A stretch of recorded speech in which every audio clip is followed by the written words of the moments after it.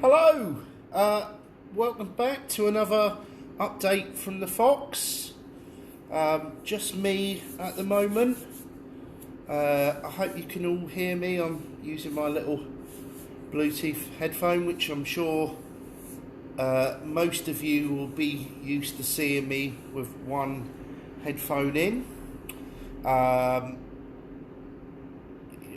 Kerry would be here, but she will murder me for the fact that she's actually in the garden doing a private workout. I've just heard a noise and went out there, and there she is, working really hard, doing a virtual workout online.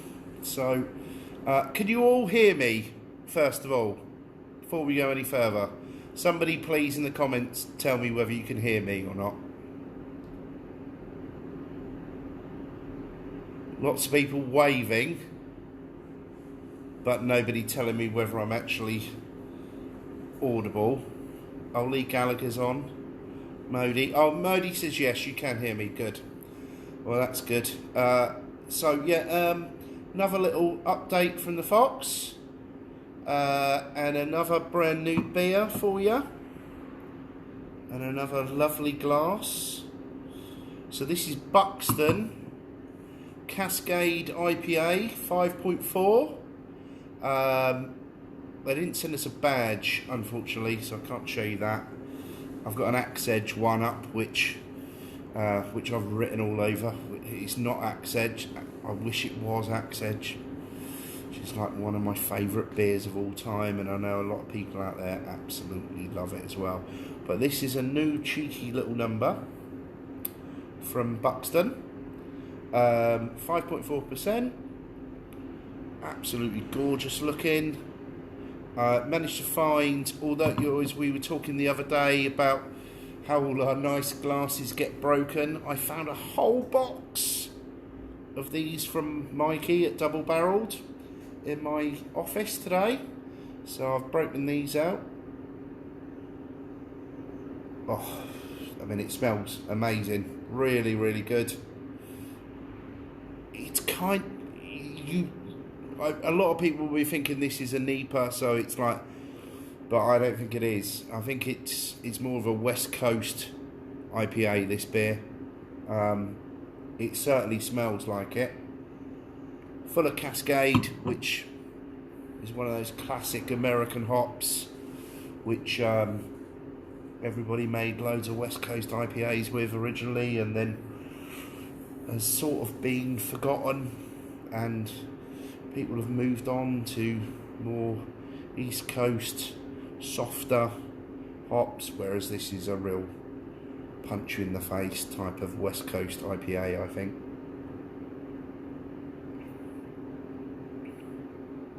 Oh yeah. Oh yes. Yes, that's delicious. Totally delicious. I'm sorry, it's absolutely freezing today, and it's freezing in the pub, so I'm trying to keep warm. Got a little heater on over there. For those, most people know that our boiler packed up before this happened, and obviously isn't getting fixed now at the moment, so I nearly lit the fire. Thought that might be a nice little touch, but as I can't really move the phone around, kind of pointless really. But yeah, so there's your Teku glass from Mr. Double Barreled himself. One of my favourite beer glasses of all time. They're beautiful designed. Absolute pain in the bum to have in the pub because they just break continually. They're so fragile. But they are beautiful. Of all the beer glasses that have been designed in the last couple of years, I think that is the prettiest and, you know, just the most gorgeous beer glass you can possibly get on the market. Unlike some of the rubbish that has been made recently, I'm going to go and show you one. I'm going to grab it.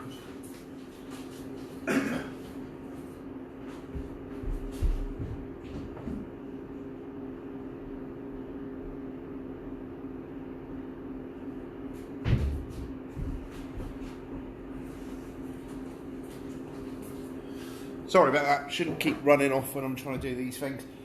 So for people who do go to beer festivals and people in the trade, every new big festival has to have a new glass, and they get more ridiculous every single year. And this is the current favourite for beer festivals. You see that? It is ridiculous. It's like the bottom of a pint cut off. Now, we went to Brew London recently, which is used to be Craft Beer Rising, which has been a great, not so great, brilliant, not so great, really, really good beer festival over the last couple of years, and that was their glass this year. I mean, it reminds myself and Kerry, you know, when you get Spain and you get like whatever red wine they've got in a tiny little tumbler, which is perfect for that. Not for beer. All you do is spill your beer. Constantly walking around like that, chucking it on yourself. It's a joke. Even the people that made it, Festival Glass, who made our lovely 2/3 glasses that we use in the pub, they were there at the festival. They made these. When they put these up as a design, this was their least favourite, and of course the beer festival chose those, so we all had to put up with them. They're awful, awful glass. That, on the other hand, is a stunning beer glass. Look how the beer looks in it. It laces all the way. You know, that's what a beer glass should look like.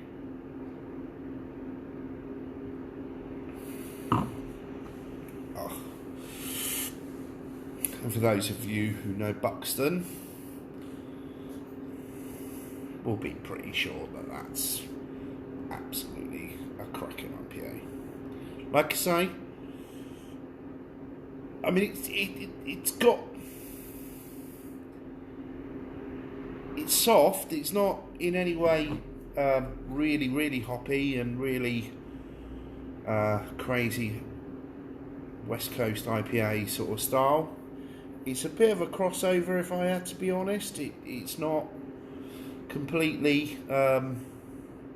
It's not an IPA. It looks like a bit like an IPA, but it definitely isn't. It's more West Coast, I'd say, but it's not full on crazy hoppiness. It's just a mouthful of loveliness, really, is what it is. 5.4. You can drink loads of that. Drink loads of it.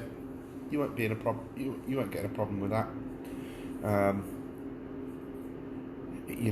Buxton make incredible beer, whether it's cask.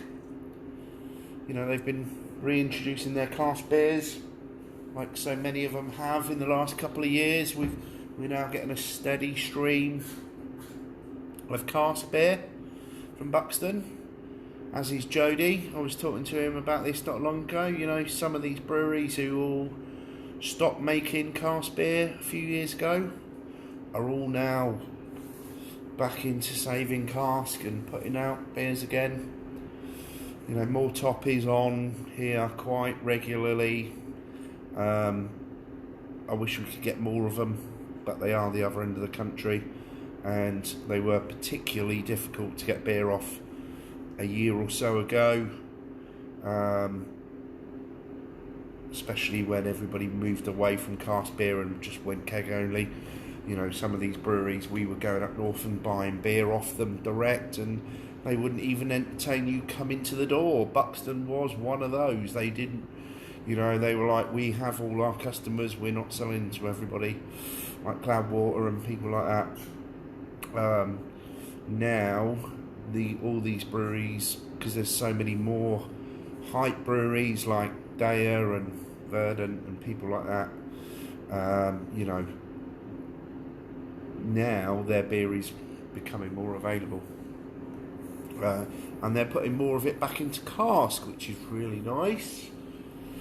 You do get to see the beer as it really, really, really should be, and how tasty it is just for a hand pull, and how pure it is. You know, we've been getting cloud water again on cask. I know Jode's been getting quite a bit, and it's great to see. Really is great to see. I have this theory. It's not always popular, but over the years you have all these hype breweries who they hit the market and you can buy whatever you want off them.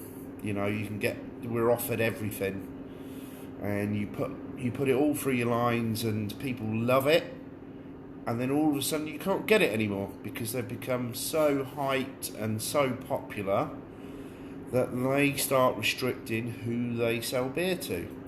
And then what they do is there's like an unwritten list of pubs around the country where they want to put their beer into, and they will only sell to certain pubs through various means.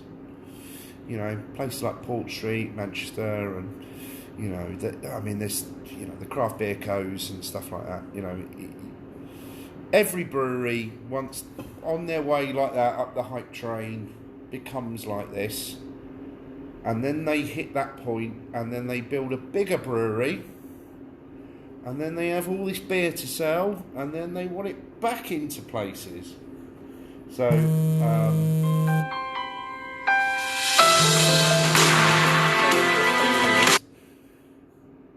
I hope you can still hear me, because usually that interferes with the sound. Dave Harris, I will ring you back later. He's trying to ring me in the middle of this. But yeah, as I was saying, there's a hype train for beers. People get very, very popular, and then they restrict their access of beer to certain places to continue that hype train. And then they crowdfund, or they build a bigger brewery, and all of a sudden they've got all this beer and they need to sell it again, and they come back looking at places like us and they want to sell you beer and bloody. So sometimes breweries disappear off our radar for quite a while, and then all of a sudden they've got to sell loads and loads of beer, and they pop back onto our radar, and they can't be nice enough to you again. Anyway, that's just me being,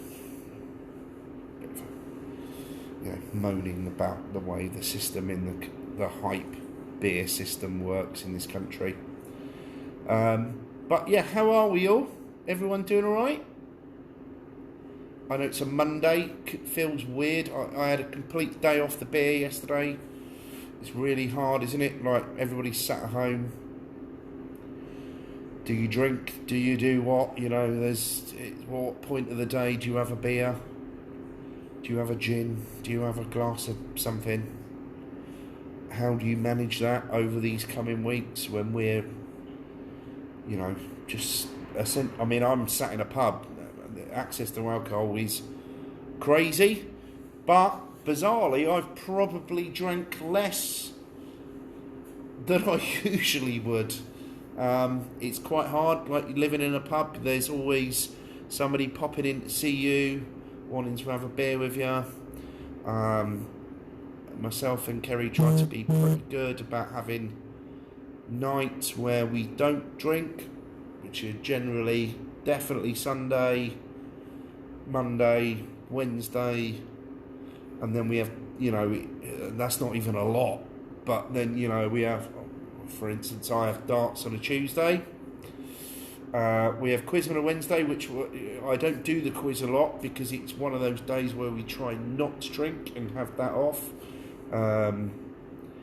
The weekends are very difficult because obviously we're tend to be really, really busy. We're down here working or socialising, and then you're drinking. And we have 2 kids as well, so Sundays we religiously try to have that as a day to ourselves. Monday we have to ourselves, but the dynamic is totally weird at the moment. Ross Goddard has just called me Craig David for some reason.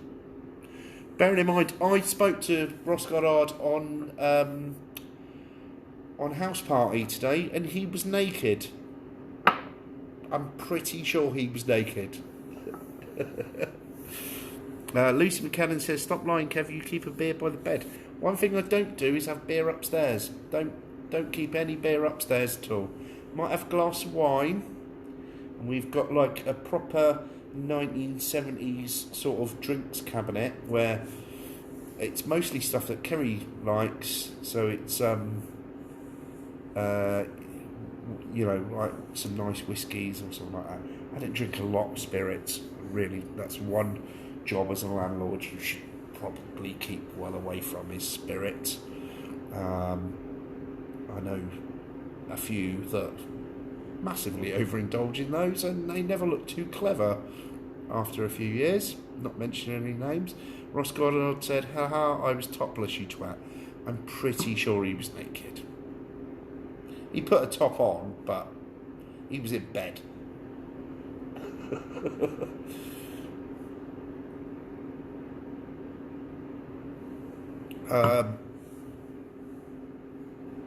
Yeah, well done to Ross Goddard, by the way. There's so many people out there who you should say thank you to. Ross works in social care and has to go to work and has to go and look after people, and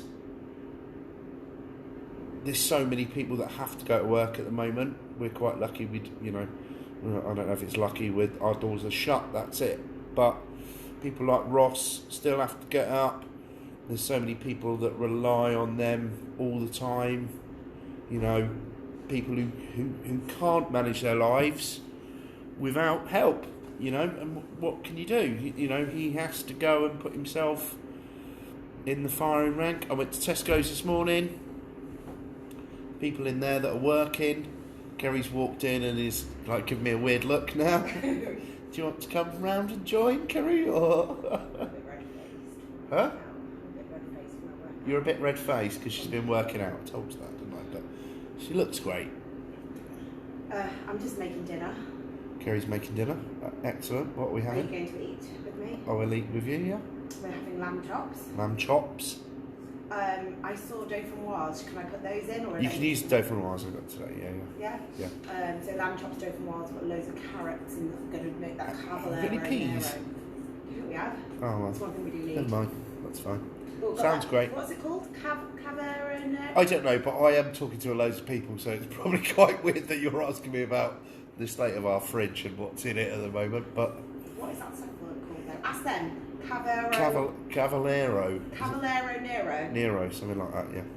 Yeah, great. Who run that into? That is so Waitrose middle class, by the way. I love it though, it's my favourite. Yeah, anyway, Kerry's going to cook dinner in a minute, which is great. So yeah, we've got 2 new beers on. Well, not we put obviously the Sputnik, which you saw the other day, and then we've put the Buxton on now, which is delicious. And I'm just about to have a Tequila and Tonic. Yeah, does anybody else do this? Like, so good. Kerry loves tequila and tonic. And loads of she puts loads of fruit in it, loads of ice, and it's like a bit of a margarita-y. It's like a poor man's margarita. Poor man's margarita. That's the best way of describing it. But yeah, it's really, really nice. Just don't want to drink a lot of tequila because it. Dan must prefers Ross naked. I mean, yeah. Don't we all? Who doesn't? Yeah. I've seen a few people today. I've been doing some growler fills. Saw Steve Reynolds, Pete Landell, Moody, CIA Mike. Lauren Simpson said it's called cabbage. Yeah. Posh cabbage. Cavallero is cabbage, basically. Yeah. Right. I'm feeling so much better about my Monday night drinks now. Thanks, Kate. That's Kate with all the rabbits. Aww, say hello. And she's got a dog. I know. She's got an Alsatian puppy, which is like, I'd never imagine you with that sort of dog, Kate. They're the cutest though. They are so cute. They're very cute as So puppies, clever. yeah, but then they grow massive. Yeah, but they're clever. Lucy McCadden, first world problems, lamb chops and dauphinoise. How are you, Luce? You right? Saw Wes out walking the dog the other day. I don't know how. What does so? You know this whole going out for your one daily exercise. So we had been, all four of us and the dog, getting in the car. The people who own Reading Golf Club and Caversham Heath had made it available for people to go and exercise on. So we'd been getting in the car, driving up to them, walking around the golf course and really, really enjoying it, you know. And there's lots of people out there, but everybody's like keeping distance and all of that sort of stuff. And it was a lovely, lovely little walk. And then we sort of got told off for driving somewhere. I don't know. I mean, we're not. Problem is, if we go take the dog down the river, we know everybody down there, and everybody wants to stop and talk, and it becomes not very socially distancing. So we were trying to go somewhere every night where we could drive, which was within a couple of miles, get out, go in the woods, or so here you go. Not allowed. Lucy saying not allowed to travel by car to exercise does seem nuts. And I get it, but I can't see how we're, on an 18-hole golf course. There's not that many people up there, and it's really beautiful. And we can have a proper little walk. The dog goes in the woods. It goes on the green, on the fairways, and it just seems a better idea. Apart from the other night, we went to Caversham Heath, and my kids kicked off hugely and decided they wanted to have a row on the 18th at Caversham Heath. I was quite embarrassed, and I was like, we shouldn't have come up here. But the next day, like the guys that did that, I thought it was a really nice gesture for them to say, look, these are these open spaces, just go and use them if you want. But then the next day they were saying, don't drive here. And I was like, I find that really hard, because if we go across here, or we go across there, or we go up to Balmore, we're just constantly seeing people we know, and we're stopping and talking, and not having proper conversations. I just think it's better if we're going somewhere where there's bloody nobody, walking around. And Gareth Epp says Thames Valley Park has been doing the odd roadblock. Oh wow, haven't seen any of that yet. Dan Maston's telling me my dinner's ready. I think he's trying to get rid of me.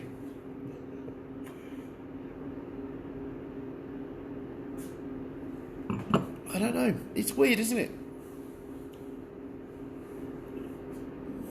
Is it easier to social distance when you drive somewhere? Get away from people? I don't know. What are your thoughts? What do you think?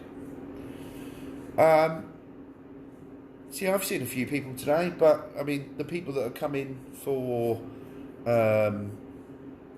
growlers, a lot of people are leaving them on the balcony. I take them in with gloves, wash their growlers, sterilise them, fill them up. I can either leave them outside for you, people are using PayPal, or the 6 or 7 that I do a lot, come to the door, I let them in. There's a little stall by the door. I'm behind the bar. They're the other side of the bar. We're at least 6 foot away from each other. I sterilise their ground, clean them, then cool them down, then fill them up. The contactless payments by the door. People do that when it works. It's been a bit of a dip today. You know, we're not encroaching on each other's spaces. We're keeping away from each other. Young Michael came today and I lost the bloody pub keys. I couldn't actually find them to let him in, but yeah, I mean, something I wanted to say, we're not filling a lot of growlers. We're doing a couple a day, and what they're doing is enabling us. So we have 2 full-time employees. We do enough of them a week, then that pays their wages, because whatever help we're gonna get is a long way off, you know. And I'm not knocking anybody or the government or anything like that, because I think generally they've done quite well. This is not a political show, but any of that help is quite far away, and we have I have no income. Kerry works in recruitment, and actually, you know, she's recruiting NHS staff, warehouse staff. You know, she's working really, really hard. She's upstairs from 7 in the morning till, you know, whatever time at night, and is recruiting people in this emergency, whether they're warehouse staff or hospital porters or receptionists. You know, she's absolutely flat out working. So we have one income. We obviously, the pub is shut. We don't have that income. The people that own this building are very, very keen to have their full money, and they know their rights. They know that we will probably be in receipt of a grant at some point if we get it, and they want it. They want all of it. The utility companies want all of it. I mean, I could tell you some of the shocking things that have happened since this started, like utility companies threatening to cut off our electric and our gas, you know, being served statutory demands by the pub company telling us we have to pay our rent or they're going to take us to court. I mean, you know, there's all this, they can't do this, they can't do that. Well, they can, believe me. They want every penny of everything that is owed. So whether we defer all of that stuff, they will still be coming after us for every penny. So really, at the moment, what we're trying to do is just do enough to pay our staff wages, you know, and keep us in a position where when this is over, we might be able to reopen, and we might be able to have a massive party if it ever happens. For those of you whose birthday it is during this ridiculous time, by the way, we're going to do like a big joint birthday party when we reopen. Kerry's birthday last week, so yeah. God, there's quite a few. Rhiannon, I saw yours the other day. That was your birthday, which is pretty crap in the middle of all this. There's a lot of people like, just how shit is it to be sat in this sort of environment on your birthday? You know, crying at home, thinking what's going to happen and what you're going to come out of it. So don't worry, when we reopen, we're going to have a huge party and a joint birthday party for a lot of people. Yeah, so that's probably it for today. I've got a little plan for tomorrow. Tomorrow night we're doing, I know loads of people are using House Party. That's been quite good. Nice, sitting at sometimes once you get through the madness of house party and everybody talking at the same time, if you can get into smaller little groups, it works really well. I had a really nice evening with a friend of mine, Matt Kinnison, the other night. We had a few beers and just really enjoyed Saturday. That was Saturday night. Tomorrow night we're doing our darts team. We're meeting up on house party. We've all got our little darts set up. Some people have been putting them up at home, and we're going to play darts tomorrow night on house party. Have a few beers and generally try and enjoy ourselves a little bit. I'll see some of you on that, I'm sure. Tomorrow I'm going to try and come up with a bit more of a theme for the night, which I think is going to be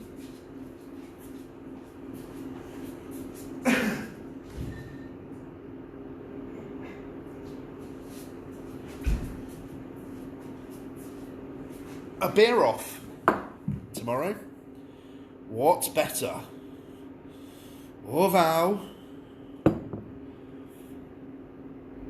or Westmoreland? I mean, there's loads of people who are just going to go with that, but we're going to have a little taste off tomorrow, see what people prefer and what I prefer, and see if we can make that happen. So that's it, I think, for tonight. Thanks all for coming on again. We'll keep doing little ones and chatting and seeing if we can make anything work.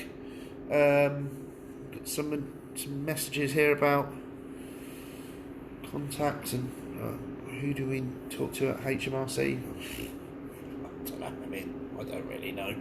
We're going to try. But yeah, I just want to, again, the other day we were talking about shout outs to people who are doing really good things. Jodie Oates at the moment doing some really good things for people, dropping beer to people all over the place, literally leaving stuff on their doorsteps and being a general good guy, as we all know he is. I've seen people's kitchens where they've got containers of beer from Jodie. So, yeah, I mean, the one thing that makes the Nags brilliant is they've always had this, there's always so much beer for you to have. Then, and Jode's making use of that and supplying the local community through various WhatsApp groups and stuff. And I'm kind of amazed at some of the things he's been doing. So yeah, big shout to Jodie, and enjoy the rest of your evening. I will go and eat my lamb chops in a minute, and hopefully see you tomorrow. Goodbye.